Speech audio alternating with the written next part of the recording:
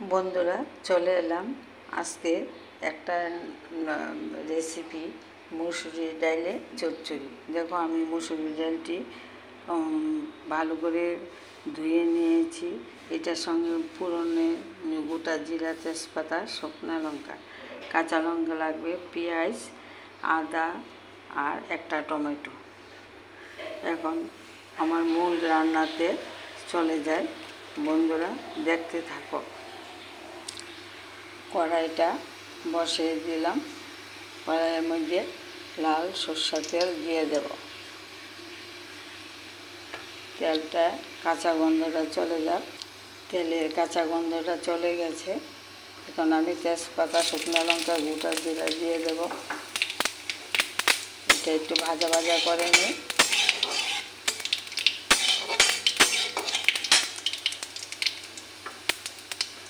আমার শুকনো লঙ্কা, গোটা জিরা, তেজপাতাটা ভাজা ভাজা হয়ে গেছে। এখন কেটে রাখা পেঁয়াজ পিস পিস করে রেখেছি, ওটা দিয়ে দেব। রসুন থেতো করে রেখেছি, ওটাও দেব। পেঁয়াজ আর রসুনের কাঁচা গন্ধটা চলে যায়। পেঁয়াজ আর রসুনের কাঁচা গন্ধটা চলে গেছে। এখন কেটে রাখা একটা টমেটো দিয়ে দেব। কয়েকটা কাঁচা লঙ্কা চিড়ে রেখেছি, কাঁচা আর পাকনা। আদা কুচি কুচি করে কেটে রেখেছি, ওটা দিয়ে দেব।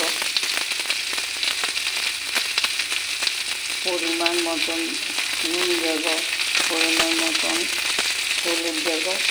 এখন ভালো করে ভাজা করে নিই।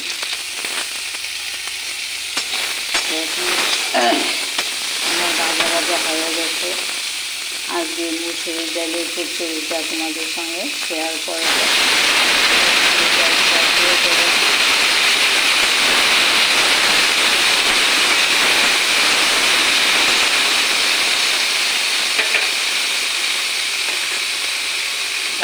ঢাকা চাপা দিয়ে দেবো, একটু ভাজা ভাজা হয়ে যায়।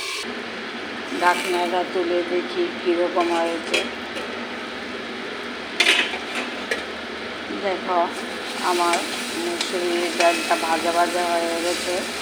এখন গরম জল করে রেখেছি, একটু জল দিয়ে দেব।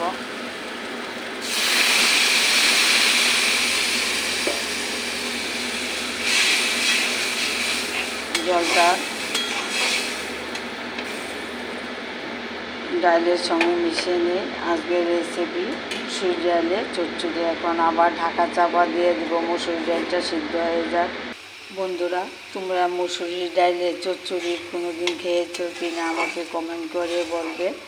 আমার কাছে এই ডালটা গরম গরম ভাতের সঙ্গে রুটি, পরোটা, লুচি যে কোনো জিনিসের সঙ্গে তোমরা খেতে পারবে। দেখো মুসুরির ডালের চচ্চড়িটা আমার হয়ে গেছে। আজকের রেসিপি মুসুরির ডালের চচ্চড়ি। একটু চিনি দিয়ে দেব। চিনিটা অপশনাল, তোমরা দিতেও পারো, নাও দিতে পারো। এখন আমি বাটিতে সার্ভ করে নেব। দেখো মুসুরির ডালের চচ্চড়িটা কীরকম হয়েছে। বন্ধুরা দেখেছ? আমার ভিডিওটা যদি তোমাদের কাছে ভালো লাগে তাহলে লাইক, কমেন্ট, শেয়ার করে দেবে। ইউটিউবে থেকে দেখে সাবস্ক্রাইব করে দেবে। সকল বন্ধুদের কাছে আমার অনুরোধ রইল, তোমরা সবসময় আমার পাশে আছো, থাকবে। ভালো থাকো, সুস্থ থাকো। এখানে শেষ করেছি আজকে রেসিপি মুসুরির ডালে চচ্চড়ি। সব উপকরণগুলি তোমাদের সঙ্গে শেয়ার করেছি। এখন বাটিতে সার্ভ করে নেব।